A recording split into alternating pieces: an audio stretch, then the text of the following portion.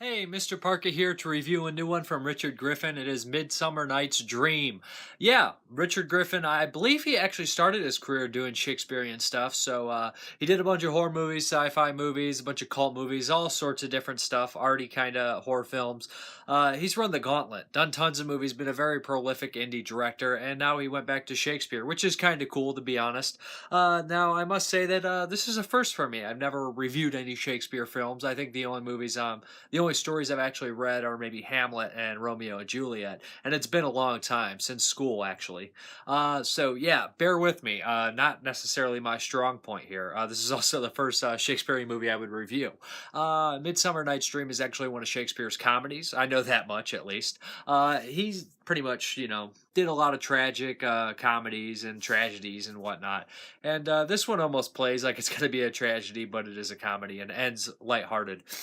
As far as I can tell, knowing a little bit about the story, that Richard Griffin's kind of follows it pretty closely, actually. It's filled with a bunch of his regulars, a bunch of familiar faces, and I must say that I gotta respect anybody that's willing to do Shakespeare, anybody that can do Shakespeare, because as an actor or an actress, because it's very difficult, very unique. It's all emotional things. The words, the lines are old terms, and you really have to understand the meaning to convey it. And all the actors and actresses do a pretty good job in that, as far as I could tell. The set design looks pretty cool. Nice woods. They're fake, but it looks like a great, nice set. Like it is a play, and I like that. The colors are always there for Richard Griffin. There's a lot of fog and atmosphere. I only noticed one digital kind of cover up in the background, which was kind of a slightly distracting. Nothing that would take serious points away from it. It's a big group of characters in here. The cast is about 20 people at least in there. There's some establishing shots that look nice. I imagine that those are, kind of old catalog stuff that he picked up. But I'd say the acting's good. There's some good jokes in here. Essentially, the story as follows. I'm sure most people are familiar with it, or most people that are watching a horror YouTuber's channel don't really care about the story.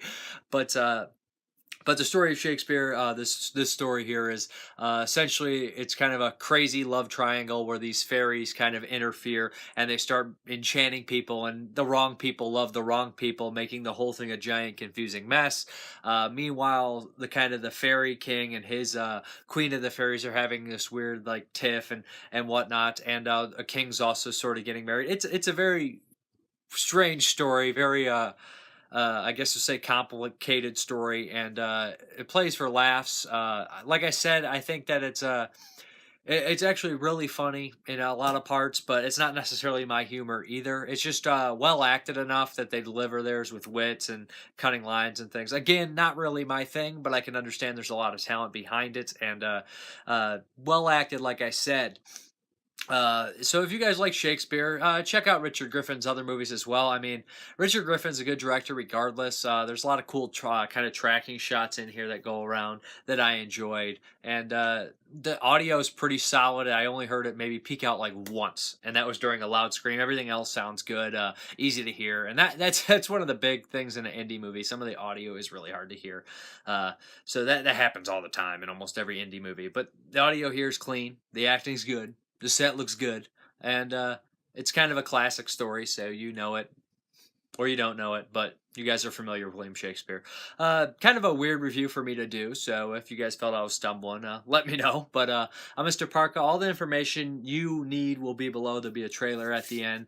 But yeah, check out Richard Griffin. He's done a lot of good movies: Disco Exorcist, Exhumed, Normal, Future Justice, tons and tons and tons of stuff. 4 movies a year for like 5 years, and then plus a bunch of others. But I'm Mrparka. Thank you very much for watching, and have a good one.